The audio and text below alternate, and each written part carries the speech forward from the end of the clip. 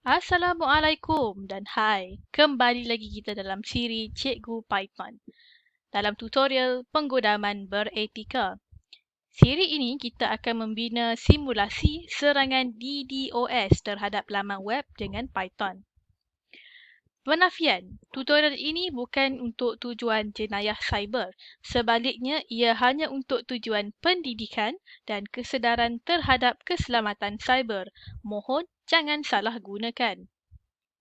Di episod yang kali ini, kita akan mempelajari tentang konsep pengaturcaraan, multi-threading atau parallel programming.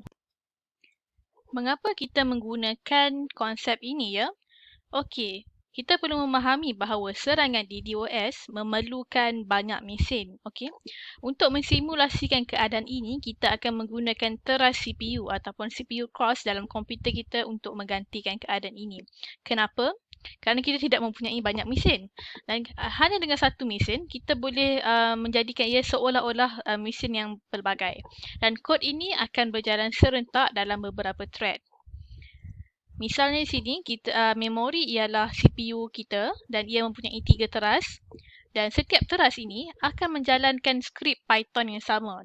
Jadi kalau ada 3 teras, maksudnya skrip tersebut berjalan di 3 tempat dalam masa yang sama. Okey, untuk itu mari kita mulakan dengan proses coding.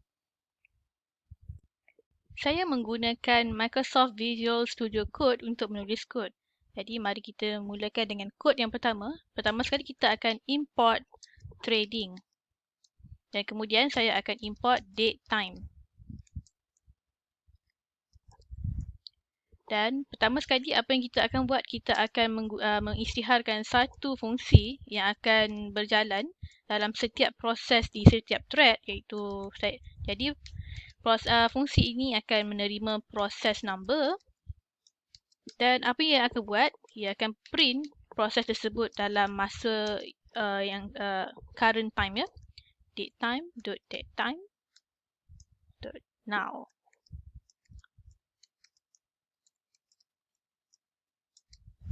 Jadi kemudian kita akan print.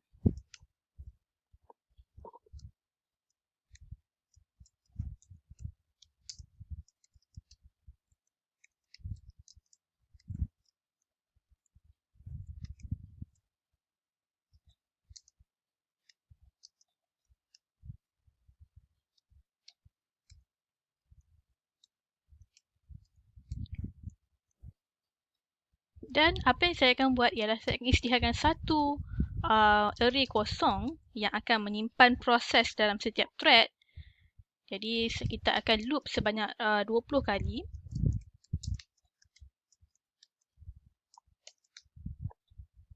Dan proses ialah threading.thread. Dan dalamnya kita akan gunakan parameter target dan di parameter ini sila hantar nama fungsi yang telah kita isytiharkan tadi. Dan untuk mengisi proses number yang di sini, kita akan gunakan arguments atau args yang menerima array dan letakkan nilai I di sini.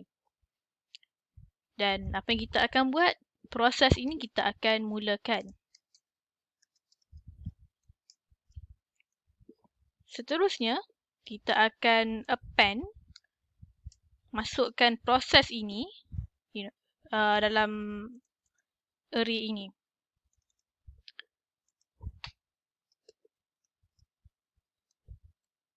Okey, dan di akhir sekali, kita akan gabungkan semua proses tersebut.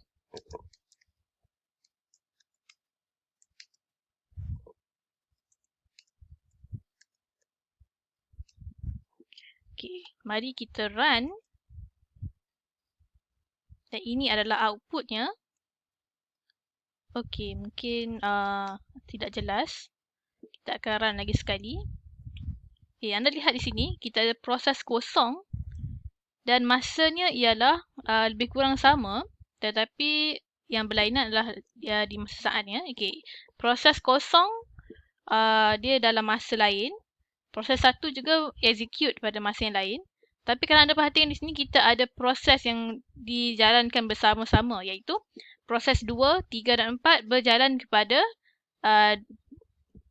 28 saat perpuluhan 234856. Jadi bagaimana ia menjalankan proses itu dalam masa yang sama? Kita akan kembali kepada slide. Okey, kalau anda perhatikan di sini, slide ini kita ada 3 thread.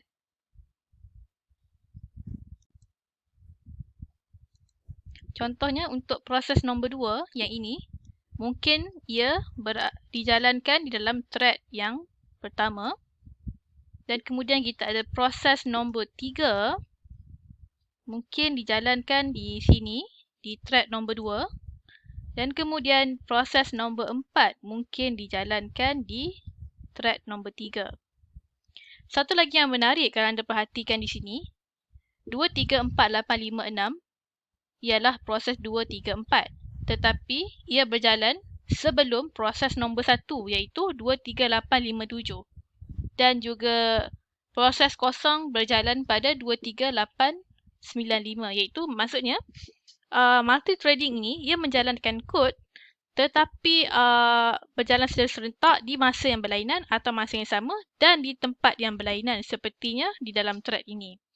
Itulah bagaimana kita akan menggunakan skrip serangan DDoS dengan memanipulasikan teras CPU. Di episod yang akan datang, saya akan perkenalkan kepada anda tentang socket programming. Iaitu adalah bagaimana cara untuk kita berkomunikasi antara klien dan juga server. Nantikan di episod yang akan datang. Sekian, terima kasih.